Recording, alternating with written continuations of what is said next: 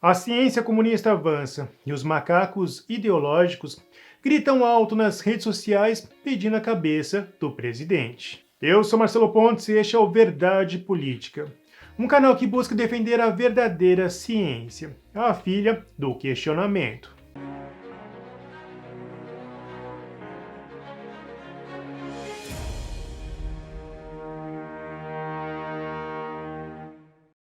A ciência é um estudo contínuo, o esforço para descobrir e aumentar o conhecimento humano diante dos mistérios presentes no universo. Por ser um estudo contínuo, a ciência não bate martelo, e nem poderia, já que não se faz ciência sem o questionamento. Porém, a ciência corre perigo, já que correntes ideológicas estão defendendo uma nova forma de fazer ciência que não pode ser questionada: a ciência comunista. Políticos, instituições e alas progressistas estão defendendo uma ciência que bate martelo e que acumula os cargos de polícia, juiz, júri e executor. Hoje, se eu publicar nas redes sociais que questiona a gravidade e a luz, os macacos científicos na internet irão me chamar de negacionista, sem saber que são eles os negacionistas. Até hoje a ciência questiona a gravidade e a luz, apesar de compreender os princípios básicos, já que são fenômenos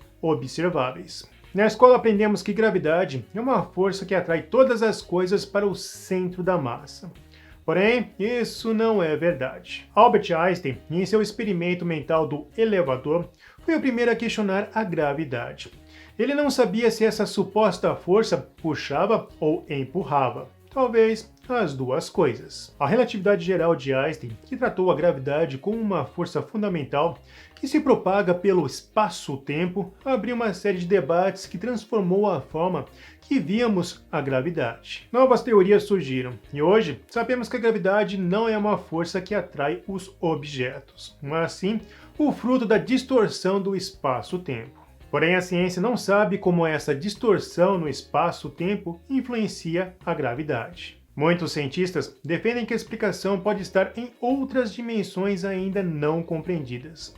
Ou seja, a ciência não bateu o martelo e ainda questiona a gravidade. A luz visível é radiação eletromagnética dentro da parte do espectro eletromagnético que é percebido pelo olho humano. Quando um átomo recebe energia, um elétron salta de sua órbita liberando um fóton, a partícula de luz. Esse salto é denominado de salto quântico, um salto descontínuo, que ainda buga a cabeça dos cientistas. O elétron simplesmente desaparece e reaparece em outra órbita. Até hoje a ciência não entende o salto quântico, e nem porque durante esse salto fótons são liberados. Ou seja, a ciência não bateu o martelo e ainda questiona a luz. São dois exemplos básicos que mostram que a ciência é questionadora e não pode ser tratada como uma entidade onisciente. Recentemente, uma afirmação do presidente Bolsonaro, após interpretar uma matéria da revista Exame,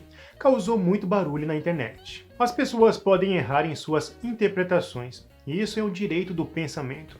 E também faz parte do processo científico que trabalha com erros e acertos. Se você buscar a matéria, encontrará o título: Algumas vacinas contra a Covid-19 podem aumentar o risco de HIV? Com um significativo ponto de interrogação. Entretanto, usei o banco de registro Wayback Machine e resgatei a publicação original do dia 20 às 18 horas. Não se tratava de uma indagação, mas sim de uma afirmação. Algumas vacinas contra a Covid-19 podem aumentar o risco de HIV. Portanto, a revista errou e não fez questão de apresentar a nota da correção da matéria. Apenas alterou o título. Na matéria da Exame é descrito: um estudo publicado no jornal científico The Lancet está causando preocupação na comunidade médica que tenta desenvolver uma vacina contra a Covid-19. Isso porque, de acordo com pesquisadores, algumas vacinas que usam um adenovírus específico no combate ao vírus SARS-CoV-2 podem aumentar o risco de que pacientes sejam infectados com HIV, o vírus da AIDS. Para isso, a pessoa precisa ser exposta ao vírus. Deixar bem claro que isso não significa que as vacinas aplicadas no combate ao Covid irão aumentar o risco de que pacientes sejam infectados com HIV. A maioria das vacinas já foram testadas em muitas etapas e até o momento não se apresentou provas de que elas aumentam o risco de infecção por HIV. Porém, desde o ano passado, há essa preocupação para determinadas vacinas, como é o caso da Sputnik russa. O regulador de produtos de saúde da África do Sul afirmou recentemente que não aprovaria a vacina russa Sputnik V Covid-19 devido à preocupação de que poderia aumentar o risco de infecção pelo HIV entre os homens. O uso da vacina Sputnik V na África do Sul, num cenário de alta prevalência e incidência de HIV, pode aumentar o risco de homens vacinados adquirirem HIV. Deixar bem claro que se trata de uma preocupação e não um fato, ou seja, a ciência também trabalha com possibilidades. Essa preocupação se estabelece pelo fato da agência não ter recebido da empresa farmacêutica as provas que a fórmula seria segura em um ambiente de alta prevalência de HIV. O presidente Bolsonaro culpou a revista Exame pela informação mentirosa. A mesma revista que mais tarde publicou uma matéria rebatendo o presidente sem de fato mencionar que o erro foi seu. Devo ressaltar que analisar aspectos pontuais de uma determinada vacina e questioná-los não significa ser contra todas as vacinas. Porém, essa saudável discussão causou uma reação inesperada nas redes.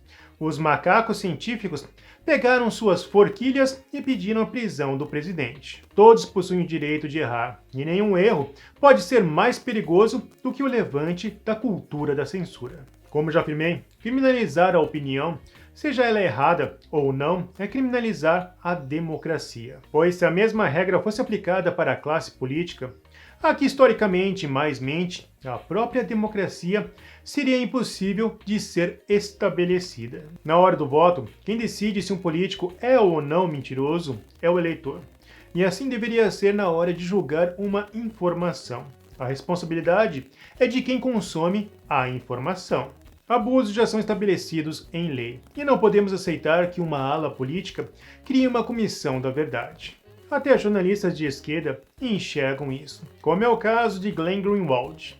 A pergunta que tenho, e ninguém que apoia a censura quer abordar: quem decide o que é verdadeiro e falso? O que é discurso de ódio?